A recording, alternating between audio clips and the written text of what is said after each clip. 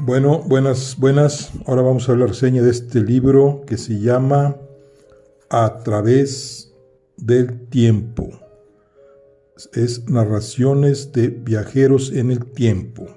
Esta es una colección Fractales Sirio. Vamos a ver, algo grueso. Vamos a ver acá, dice Narraciones de Viajeros en el Tiempo.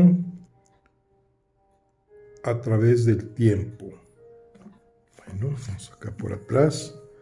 Dice Edgar Allan Poe, Lydia Maria Child, Edward Page, William Morris, F. Arnstein, H. G. Wells, Mark Twain, Rudyard Kipling, Harold Steele, Jack London, Philip Francis Nolan y John Buchan.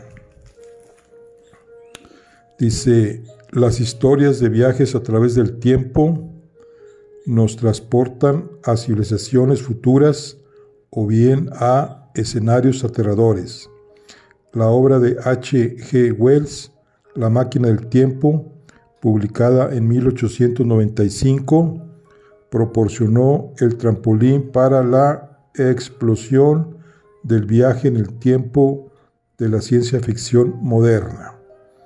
En respuesta a su propia fascinación por el tema, los más grandes escritores y visionarios del siglo XX, como Mark Twain, Jack London, Rudyard Kipling, entre otros, escribieron algunas de sus mejores historias, mismas que se dan cita en el presente volumen. Excelente. Bueno, vamos a ver. Vamos a abrirlo. Aquí estaba ya un poco roto. Vamos a ver cuántas historias vienen y qué tan cortas o largas o resumidas, como sabemos, como vengan. Muy bien. Vamos a ver. Aquí está. Vamos a ver. Narraciones de viajeros en el tiempo.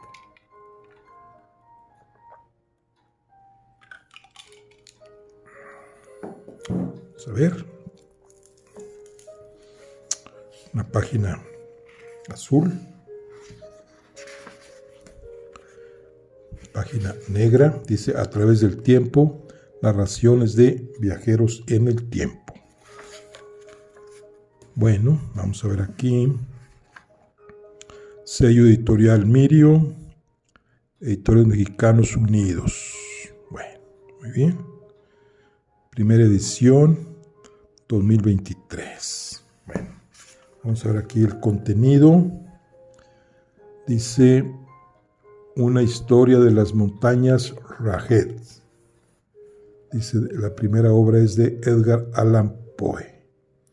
Y luego viene Hilda Silberling, una fantasía, de Lydia Maria Child. Y luego viene El reloj que retrocedió, de Edward Page Mitchell.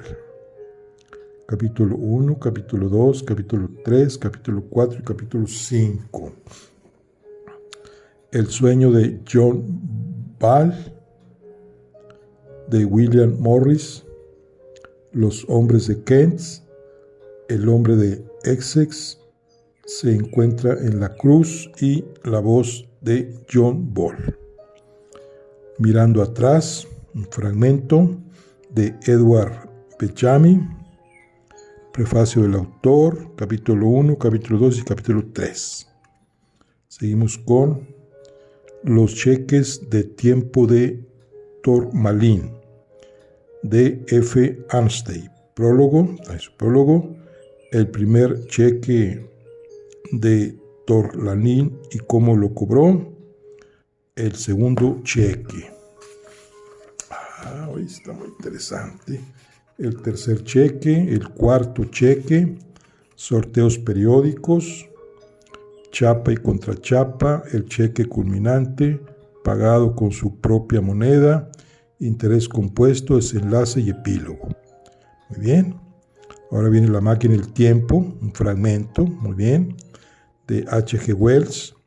Introducción, La máquina, El viajero del tiempo regresa, El viaje a través del tiempo, En la edad de oro, El ocaso de la humanidad, Una conmoción repentina y explicación. Y luego viene Inalámbrico, Rudyard Kipling.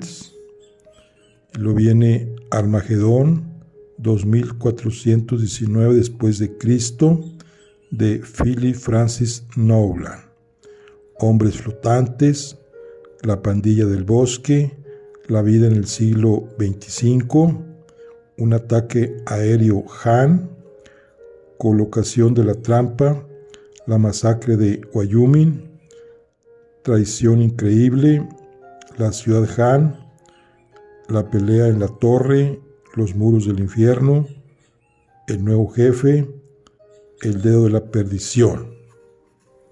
Y luego seguimos con El durmiente despierta, también de H.G. Wells, prefacio a la nueva edición, Insomnio, El trance, El despertar, El sonido del tumulto, Los caminos en movimiento, El salón de Atlas, En las habitaciones silenciosas, Los espacios del techo. Luego viene Antes de Adán, de Jack London, capítulo 1, 2, 3, 4 y 5. Seguimos con La abertura de la cortina, también es un fragmento de John Bushman, parte 1, Pentecostés en Flambards, capítulo 1, 2, 3, 4, 5 y 6. Luego viene el Pancronicón, un fragmento también, de Harold Steele McWise. Viene La teoría de Copernicus Drup, Una visita al Pancronicón, Una evasión nocturna, Un cambio de planes, La teoría de Drops en práctica. Muy bien, perfecto. Bueno, entonces vamos a ver.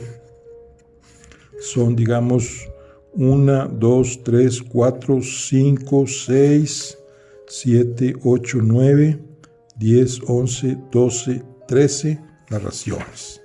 Muy bien. Vamos a ver cuántas páginas tenemos en esta obra para ir. 567. Muy bien.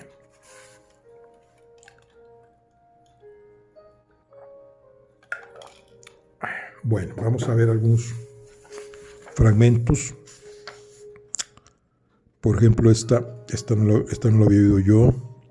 Una historia de las montañas Rajed, de Edgar Allan Poe. Está interesante.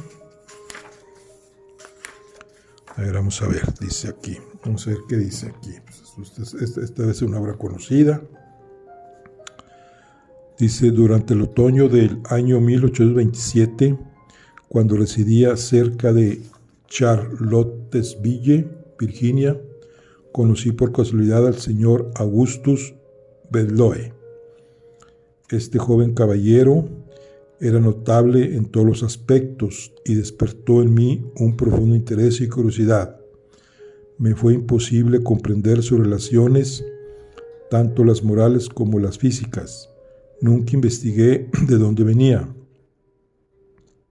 Incluso a su edad, aunque lo llamo joven caballero, había algo que me asombraba en no pequeña medida.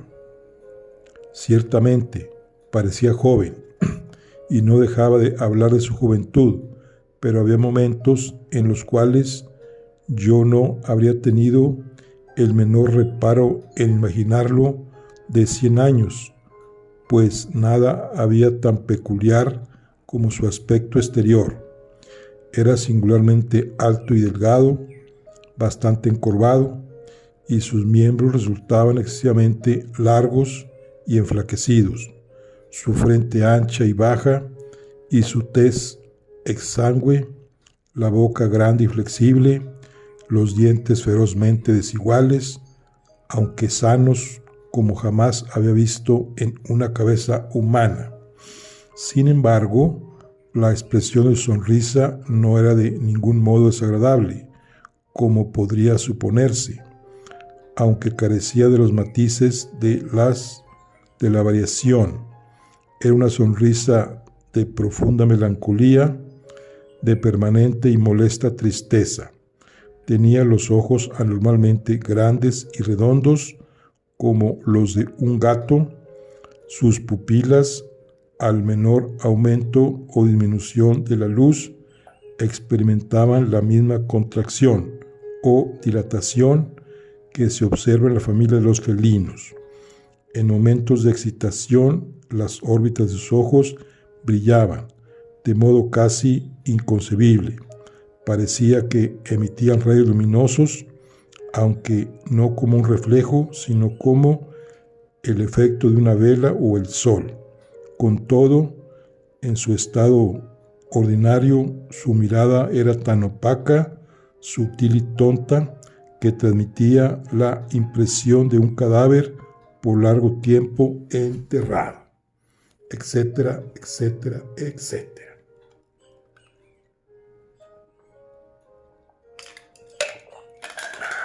Está interesante. Una historia de las montañas Rajed, de Edgar Allan Poe. Muy bien. Este está interesante para leerlo más detenidamente. Esta es la primera. Muy bien. Vamos a ver ahora a Lydia Maria Childs. Dice Hilda Silberlings, una fantasía. Dice, no tienes mi juventud, no tienes ni juventud ni edad, sino, por así decirlo, como si durmieras después de la cena, sueñas con ambos. William Shakespeare, medida por medida. Vamos a ver qué nos dice esta obra de Lydia Maria Childs. Dice, Hilda Guin-Elof era hija de un clérigo sueco pobre. Su madre murió antes de que pasaran 5 veranos, y su buen padre hizo todo lo que pudo para suplir la pérdida de la ternura materna. Tampoco faltaron vecinos amables, con palabras amistosas y muchos pequeños obsequios para la hermosa niña. Cuando tenía 13 años, Hilda perdió a su padre, justo cuando recibía rápidamente de sus afectuosas enseñanzas tanta cultura como su propia educación y medios le permitían. La desdichada muchacha no tuvo más opción que ir a vivir con unos parientes lejanos, que eran pobres y no ocultaban bien que la huérfana desamparada era una carga. Después de un año, Hilda, con tristeza y cansancio de espíritu, viajó a Estocolmo para aprovechar la oportunidad de ganarse la vida por medio de su aguja e hilo, así como proporcionar servicios de cuidado de casa. Estaba en el primer rubor de la doncellez, con una mirada clara e inocente y una tez extremadamente blanca. Su belleza pronto atrajo la atención de Magnus Andersen, segundo a bordo en una nave danesa que entonces atracaba en los muelles de Estocolmo. Él no podía estar sino fascinado con su magnificencia en ciernes, y sola como estaba el mundo, era naturalmente propensa a escuchar las primeras palabras de cálido afecto, mismas que no escuchaba desde la muerte de su padre. etcétera, etcétera, etcétera. Bueno, esta es la Hilda Silberbrings, una fantasía de Lydia Maria Child. Interesante también, se ve interesante novela o interesante relato. Muy bien. Muy bien. Muy bien.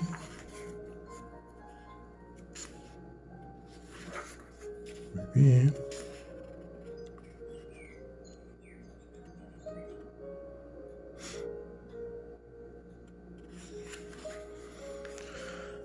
Muy bien, perfecto, perfecto, muy bien. Esta está un poco larga.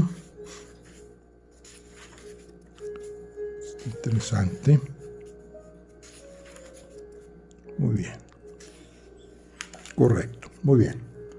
Seguimos con una obra de Edward Page Michels, de El reloj que retrocedió.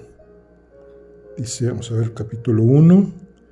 Dice, una hilera de álamos de Lombardía se erguía frente a la mansión de mi tía abuela Gertrudis, a la orilla del río Chepscot.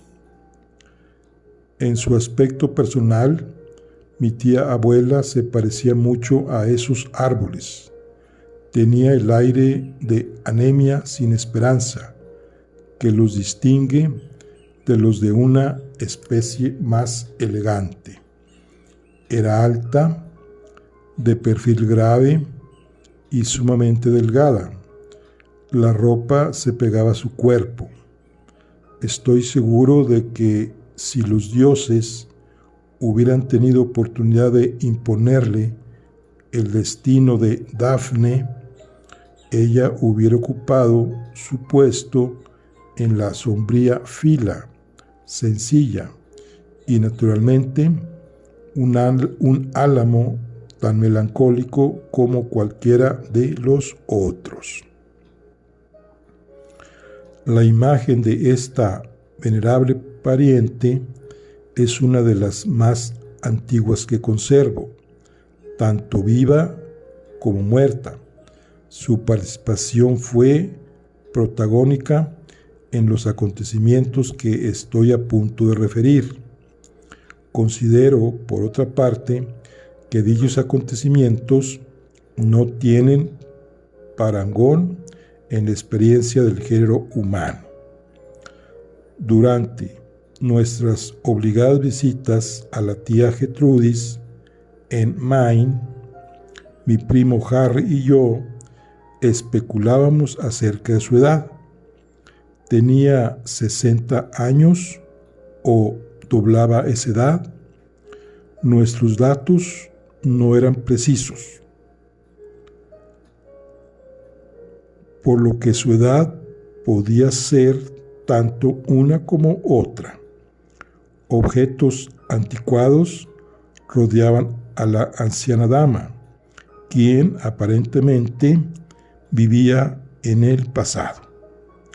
Durante sus breves momentos de comunicación, después de la segunda taza de té o en la plaza, donde los álamos proyectaban tenues sombras hacia el oriente, solía contarnos algo acerca de sus supuestos antepasados. Digo supuestos porque jamás creímos por completo que tales antepasados hubiesen existido, etcétera, etcétera, etcétera. Bueno, esta es también un relato muy interesante de El reloj que retrocedió, de Edward Page Mitchell. Bien, aquí viene, vimos, capítulo 2, capítulo 3, capítulo 4,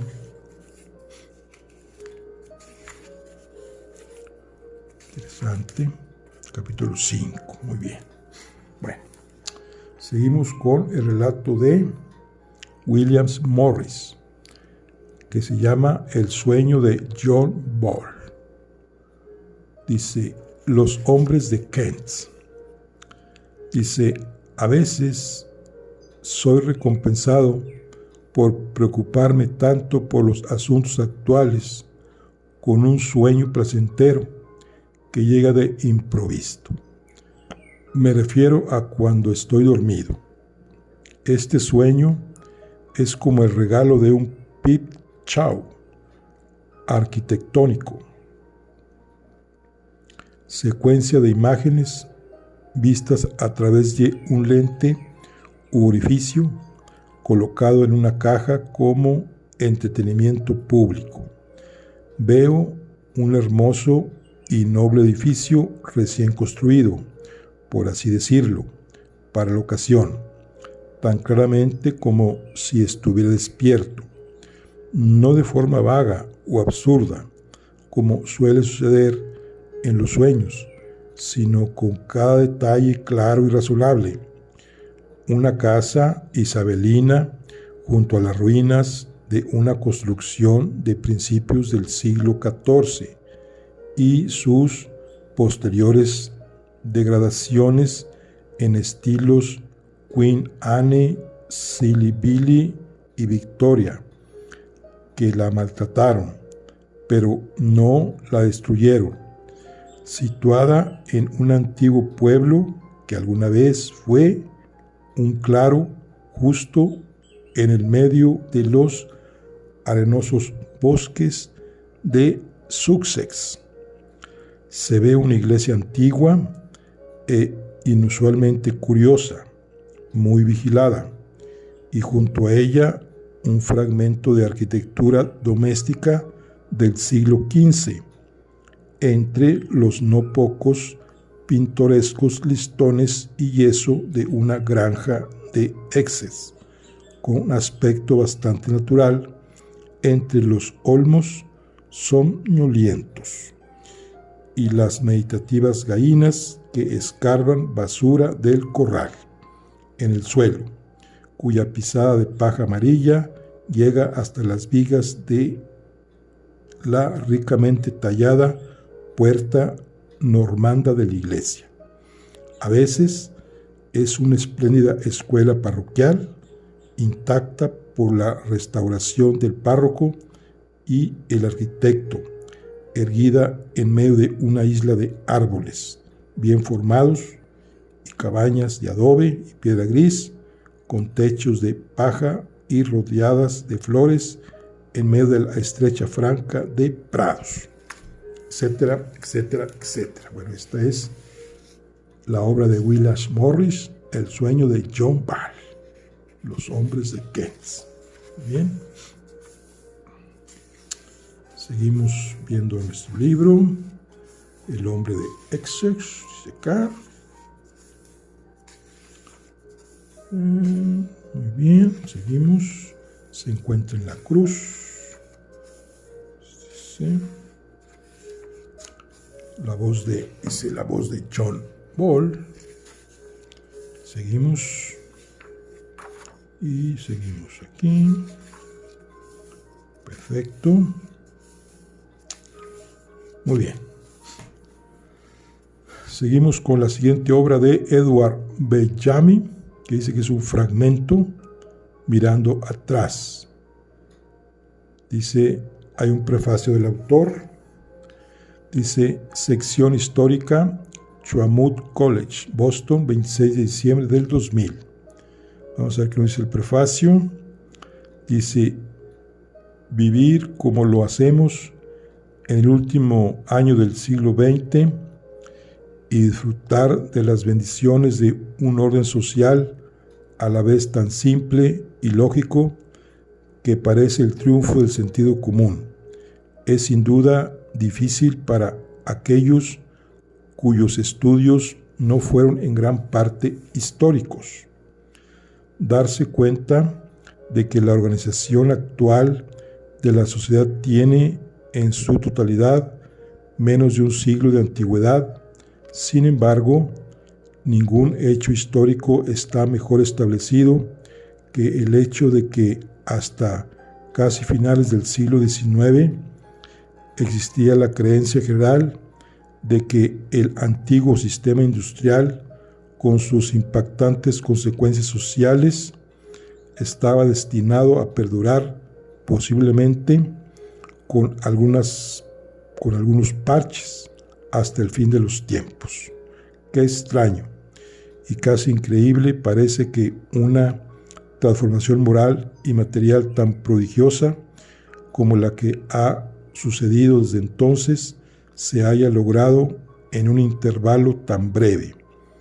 La premura con la que los hombres se acostumbran, por supuesto, a las mejores de su condición hace que cuando se anticipan parecen no tener nada más que desear.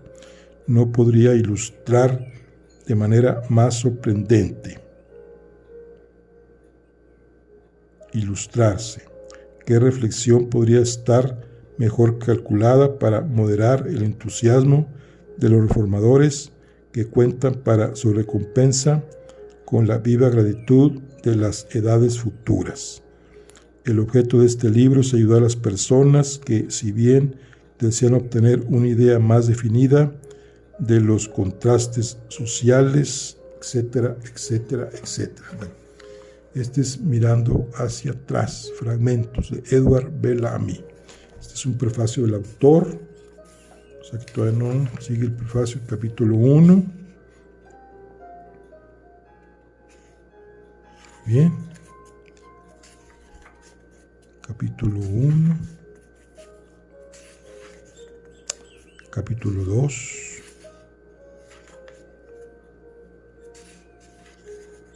Capítulo 3.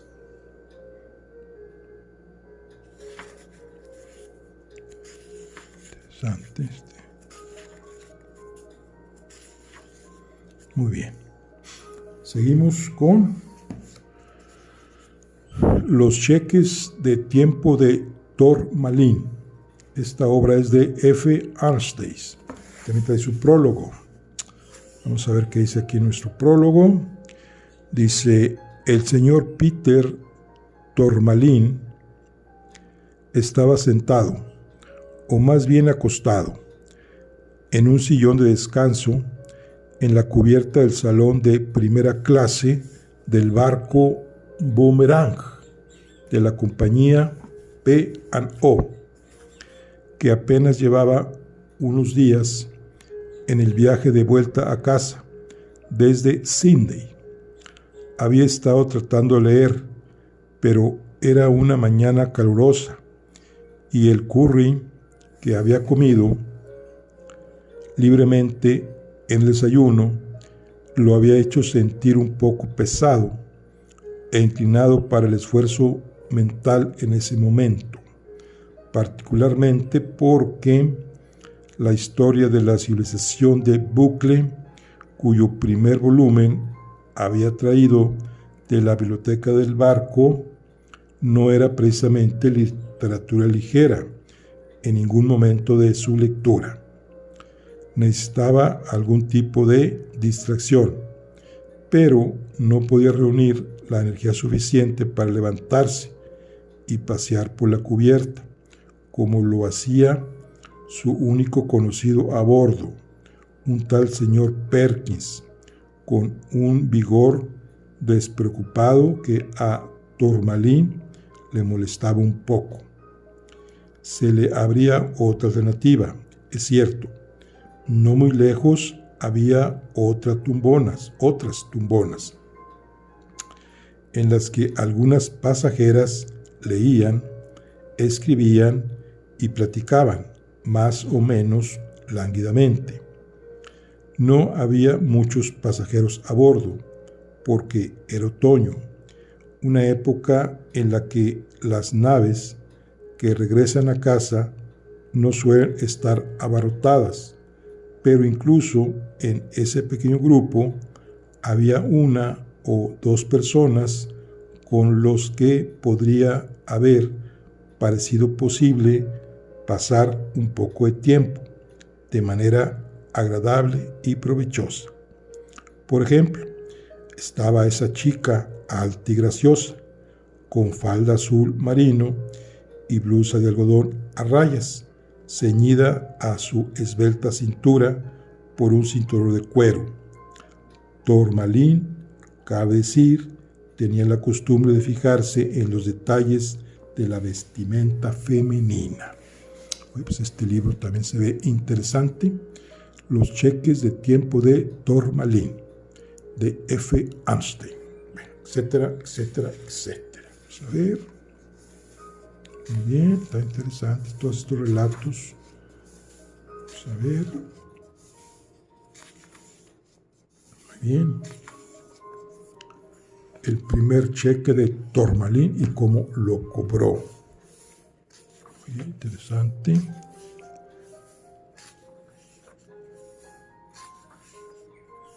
El segundo cheque. Muy bien.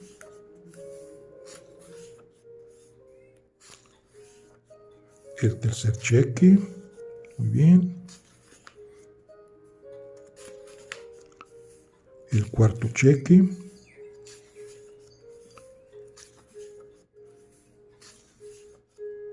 Sorteos periódicos.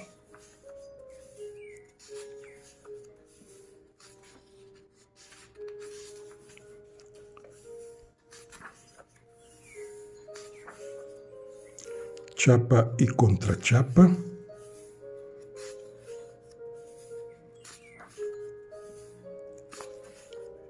El cheque culminante.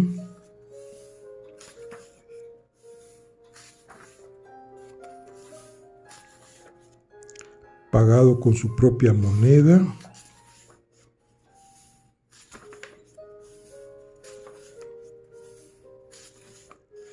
Interés compuesto.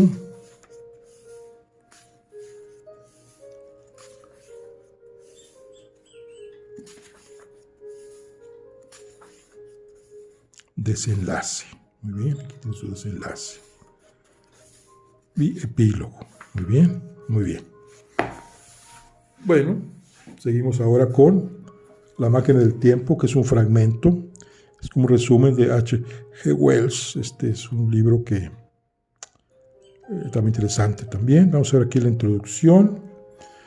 Dice: el viajero del tiempo, pues convendrá llamarlo de esa forma al hablar de él. Nos exponía su misteriosa cuestión. Sus ojos grises brillaban y lanzaban centellas, y su rostro, habitualmente pálido, estaba encendido y animado. El fuego ardía fulgurante, y el suave resplandor de las lámparas incandescentes en forma de lirios de plata se prendía de las burbujas destellantes que subían dentro de nuestras copas. Nuestros sillones, construidos según la patente, nos abrazaban y acariciaban en lugar de someterse a que nos sentáramos sobre ellos. Y estaba ahí, en esa sibarítica atmósfera de sobremesa, donde los pensamientos vuelan gráciles, libres de las trabas de la exactitud. Nos lo expuso de esta forma mientras señalaba los puntos con su afilado índice, mientras nosotros, acomodados perezosamente, admirábamos su seriedad al tratar aquella nueva paradoja. Eso creíamos que era, y su fecundidad. Deben seguirme con atención. Tendré que discutir una o dos ideas que son casi universalmente admitidas. Por ejemplo, la geometría que les enseñaron en la escuela está basada en un concepto erróneo. ¿No le parece excesivo respecto a nosotros ese comienzo?, inquirió Philby, un polémico personaje de pelo rojo. No pienso pedirles que acepten nada sin motivo razonable para hacerlo. Pronto aceptarán lo que necesito de ustedes. Saben naturalmente que una línea matemática de espesor nulo no tiene, etcétera, etcétera, etcétera. Bueno, esta es La máquina del tiempo y es un fragmento. Está muy interesante este libro. Y pues tiene la máquina, aquí está la máquina del tiempo. El viajero del tiempo regresa, o sea que va y viene. Y viene. El viaje a través del tiempo. En la edad de oro. El ocaso de la humanidad. Una conmoción repentina. Explicación.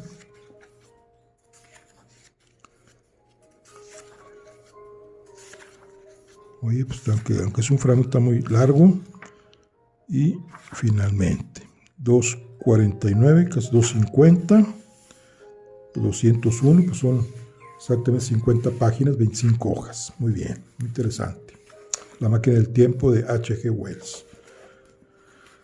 Ahora vemos la obra de Rudyard Kipling, Inalámbrico. Vamos a ver esta obra también. Dice, ¿es divertido este asunto de Marconi, no?, inquirió el señor Sainors, para luego toser fuertemente. Nada parece marcar una diferencia por lo que me dicen, tormentas, colinas, ni cualquier otra cosa. Pero si eso es cierto, lo sabremos antes de la mañana. Por supuesto que es verdad, respondí dando un paso detrás del mostrador. ¿Dónde está el viejo señor Cachel? Tuvo que acostarse a causa de su gripe. Dijo que probablemente vendrías. ¿Dónde está su sobrino? Adentro, preparando las cosas. Me dijo que la última vez que experimentaron, pusieron el poste en el techo de uno de los grandes hoteles y que con las baterías electrificaron todo el suministro de agua. Y rió tontamente, que las damas quedaron en shock cuando se bañaron. No he escuchado nada de eso. El hotel no lo anunciaría exactamente así, ¿verdad?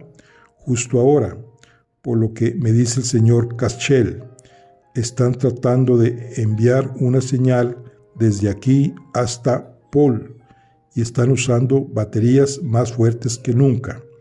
Pero mira, al ser el sobrino del jefe y todo eso, saldrá en los periódicos, no importa cómo se electrifiquen las cosas en esta casa. ¿Te gustaría verlo? Mucho. Nunca he visto algo parecido. Ya va a acostarse. Los sábados cerramos hasta las 10. También hay una gran cantidad de influenza en la ciudad y antes de la mañana llegarán una docena de recetas médicas. Generalmente duermo en la silla, etcétera, etcétera, etcétera. Bueno, eso está interesante. Aquí hablan de Marconi, lo que es el telégrafo inalámbrico de Rudyard Kipling. Muy bien. Muy bien, está interesante también este relato. Muy bien, muy bien. Muy bien. Vamos a ver ahora este relato de Philip Francis Nowlands. Armagedón 2419 después de Cristo. Dice, en otra parte puse por cualquier interés que tengan en el siglo 25, mis recuerdos personales del siglo 20. Ahora se me ocurre que mis memorias del siglo 25 podrían tener el mismo interés dentro de 500 años, particularmente en vista de la perspectiva única desde lo que he visto el siglo 25, entrando en él como lo hice, en un salto a través de una brecha de 492 años. Esta afirmación requiere aclaración. Todavía hay muchos en el mundo que no están familiarizados con mi experiencia única. Dentro de 5 siglos puede haber muchos más, especialmente si la civilización está destinada a soportar peores convulsiones que las que han ocurrido entre 1975 y la actualidad. Debo decir, por lo tanto, que yo, Anthony Rogers, soy, hasta donde sé, el único hombre vivo cuyo periodo normal de vida de 81 años se ha repartido en un espacio de 573 años. Para ser exactos, viví los primeros 29 años de mi vida entre 1898 y 1927, los otros 52 desde 2419. La brecha entre estos dos, un periodo de casi 500 años, la pasé en un estado de animación suspendida, libre de los estragos de los procesos catabólicos y sin ningún efecto aparente en mis facultades físicas o mentales. Aquí, una vez más, hay una verdadera historia científica, una historia que hará saltar de alegría el corazón de muchos lectores. Rara vez hemos publicado una historia en esta revista que por su interés científico, así como por suspenso, puede sostenerse con esta narración en particular. Profetizamos que esta historia se volverá más valiosa a medida que pasen los años, etcétera, etcétera, etcétera. Bueno, este está interesante también. Armagedón 2419 DC de Phyllis Francis Nolan. Bien. Seguimos con nuestro libro, Hombres Flotantes. Seguimos hojeándola, La pandilla del bosque. Muy bien, la vida en el siglo XXV. Muy bien. Un ataque aéreo Han. Muy bien.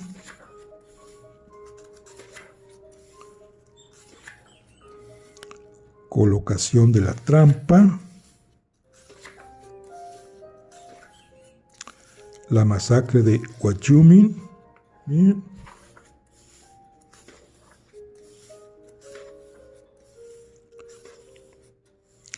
Traición increíble. Increíble. Pues está muy largo también este libro. La ciudad Han.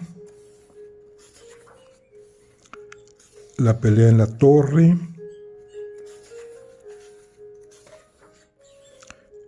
Los muros del infierno. El nuevo jefe.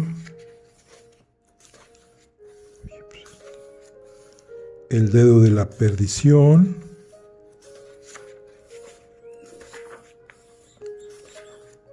Y termina aquí. Entonces, 350 y 273. Este tiene casi 77 páginas. Uy, está muy bien. Armagedón 2419 DC. Muy bien. Bueno, seguimos con otra obra de H.G. Wells, El durmiente despierta. Trae un prefacio a la nueva edición. Usted tampoco no lo he visto. Dice: Cuando el durmiente despierta, cuyo título ahora he cambiado a El durmiente, se publicó por primera vez como libro en 1899, después de una aparición en serie en El Gráfico y en uno o dos periódicos americanos y coloniales. Es uno de mis libros, dice, más ambiciosos y menos satisfactorios, y he aprovechado la oportunidad que me brinda esta reimpresión para hacer una serie de extirpaciones y alteraciones. Como la mayoría de mis trabajos anteriores fue escrito bajo una presión considerable, hay marcas de rapidez, no solo en la escritura, de la última parte, sino en la construcción misma de la historia, excepto por ciertas vetas de descuido que parecen ser un defecto casi inevitable en mí, hay poco de lo que avergonzarse en la escritura de la primera parte, pero será bastante evidente para el crítico que, en lugar de hacerla a un lado y pensarla durante un pensado interludio, la última parte, mal concebida, fue llevada hasta el final. En ese momento estaba sobrecargado de trabajo y necesitaba urgentemente unas vacaciones, además de varias tareas periodísticas necesarias. Tenía entre manos otro libro, El amor y el señor Louis-Chan, que se había apoderado de mí, de mis afectos, mucho más que esta historia. Mis circunstancias exigían que uno u otro estuviera terminado antes de tomar un descanso, así que le di cuerda a El Durmiente, lo suficiente como para convertirlo en una obra comercializable, con la esperanza de poder revisarlo antes de que los impresores de libros lo tuvieran en sus garras, pero la fortuna estaba en mi contra. Regresé a Inglaterra desde Italia solo para caer gravemente, etcétera, etcétera, etcétera. Bueno, aquí nos está dando la historia de El Durmiente Despierta, que dice que tuvo oportunidad de darle una revisada posterior. Aquí está, Insomnio, que empieza. Muy bien. Seguimos con este libro de El Trance de Wells. Muy bien, seguimos con El Despertar. Muy bien. El Sonido del Tumulto. Es que todas estas obras son viajes a través del tiempo. Muy bien, este libro también está un poco grande.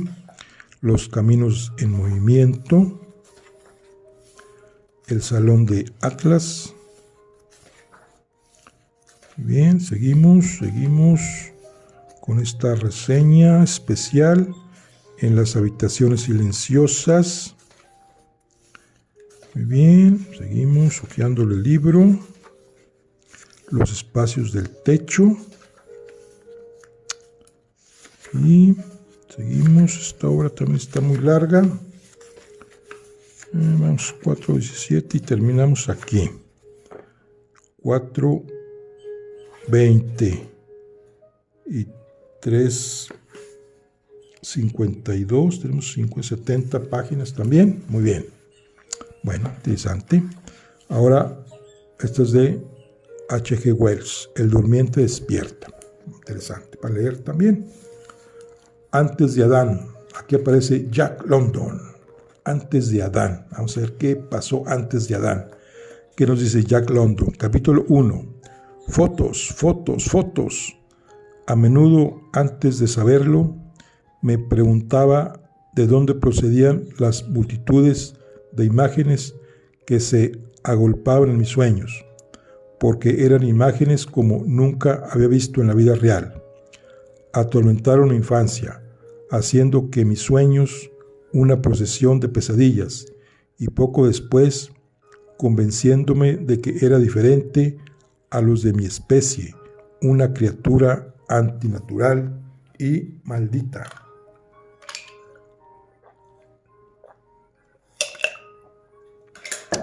Solo en mis días primarios alcancé alguna medida de felicidad, aunque mis noches marcaron el reinado del miedo, y tal miedo, me atrevo a afirmar que ningún hombre de todos los hombres que caminan por la tierra conmigo jamás ha sufrido un miedo de la misma clase y grado, porque mi miedo es el miedo de hace mucho tiempo, el miedo que asolaba a sus anchas en el mundo joven y en la juventud del mundo joven. En resumen, el miedo que reinó supremo en aquel periodo conocido como Pleistoceno Medio. ¿Qué quiero decir? Veo que es necesaria una explicación antes de que pueda hablarles de la situación de mis sueños. De lo contrario, poco podrían saber del significado de las cosas que conozco también. Mientras escribo esto, todos los seres y acontecimientos de ese otro mundo se levantan ante mí en una vasta fantasmagoría. Y sé que para ustedes serían sin rima y sin razón. ¿Qué son para ustedes la amistad de Oreja Caída, el cálido atractivo de Veloz, la lujuria y el atavismo de Ojo Rojo, una incoherencia a gritos y nada más? Una incoherencia estridente. Igualmente, las acciones de la gente del fuego y la gente del árbol, etcétera, etcétera, etcétera. Bueno, pues esta también está Antes de Adán, de Jack London, capítulo 1. Seguimos capítulo 2, capítulo 3, capítulo 4, capítulo 5, y seguimos acá con una obra de John Buchman, La abertura en la cortina, un fragmento también. Dice, parte 1, Pentecostés en Flambards. Dice, si la conciencia qui sumela dans rares en amis. Bueno, este es una latín. Pero no, exclamó el señor Mantalini, es un maldito sueño horrible, no es la realidad, no, de Charles Dickens en Nick Lively. Bueno, capítulo 1. Dice, cuando ocupé mi lugar en la mesa de la cena, me di cuenta de que no era el único mortal cansado en la fiesta de Pentecostés de Lady Flamars Mayor, quien estaba sentada frente a mí. Tenía bolsas oscuras debajo de los ojos y esa tez malsana que en cierto tipo de físico significa que las arterias funcionan mal. Sabía que había estado pasando por un mal momento en la Cámara de los Comunes debido a la etapa de comité de su proyecto de ley de fábricas. Charles O'Terry, que generalmente se mantenía en forma. Bueno, aquí está lo que es la que dice la traducción de la parte de arriba. Dice, si la conciencia que yace latente en el instinto despertara, si se interiorizara en el conocimiento en lugar de exteriorizarse en la acción, si supiéramos cuestionarla y si pudiera responder, nos daría los secretos de la vida. Bueno, etcétera, etcétera. Esta es la abertura de la cortina de John Buchman. Sante.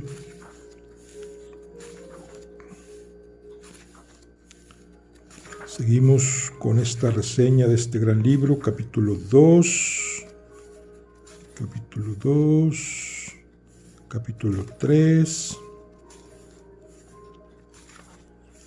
capítulo 4, capítulo 4, capítulo 5, capítulo 5, capítulo 6, también te dice Sante.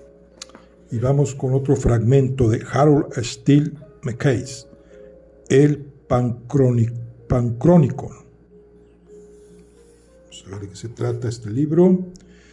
Dice la teoría de Copernicus Drops. Dice, las dos hermanas estaban juntas en su jardín. Rebecca Weiss, de 40 años y con las sienes ligeramente canosas, se movía lentamente de una de sus preciadas plantas a la siguiente, inclinándose sobre cada una para arrancar una hoja muerta o contar los capullos. Era el histórico mes de mayo de 1898 y mayo es el paraíso de los amantes de las flores. Phoebe tenía 18 años menos que su hermana y era la belleza del pueblo. De hecho, muchos declararon su creencia de que en todo el estado de New Hampshire no había belleza igual. Estaba sentada en los escalones de la galería que bordeaba la casita blanca y la mirada ausente de sus francos ojos azules se dirigía a través de la puerta, al pie del camino bordeado de blancos rosales. En su regazo había un fajo de papeles amarillentos por el tiempo y una miniatura de marfil proveniente de la caja de madera tallada que tenía a un lado. Rebecca enderezó la espalda con una ligera mueca y miró a su hermana, apartando las manos y los dedos cubiertos de moho. «Bueno», preguntó, «¿encontraste algo?» Phoebe devolvió la mirada desde el infinito y respondió, «No, no lo creo. Solo la carta en la que Isaac Burton escribe que los jugadores han venido a la ciudad. Entonces, no veo para qué te servirán esas cartas de la clase de Shakespeare», etcétera, etcétera, etcétera. Bueno, eso también está interesante. Fragmento de Harold Steele Mackays, El Pancrónico. Muy bien. Seguimos con nuestro recorrido de nuestra reseña de este libro de relatos a través del tiempo. Una visita de Pancrónico. Seguimos y ya vamos casi al final. Una evasión nocturna. Interesante también esta. Oye, pues están todos muy interesantes. Y ya estamos, yo creo que esta es la última. Un cambio de planes. Y aquí vamos a llegar ya al final del último relato. Hola, miró el reloj. Bueno, Phoebe se sentó a la mesa. La teoría de Drop en práctica. Está muy interesante esto también. Y es un fragmento, pues como estará entera, para buscar esta novela completa. Muy bien, bueno, aquí concluimos nuestro libro. Entonces ya vemos que la última fue El Pancrónico. Entonces dijimos que eran 1, 2, 3, 4, 5, 6, 7, 8, 9, 10, 11, 13. Son 13 relatos. Ya vimos una reseña de cada uno. En nuestra próxima charla vamos a empezar la lectura de estas y para irlas conociendo un poquito mejor. Pues un libro muy interesante. Se entiende que todas estas lecturas son narraciones de viajeros en el tiempo. Muy bien, entonces aquí lo dejamos por el día de hoy. Nos vemos en la siguiente. Hasta luego.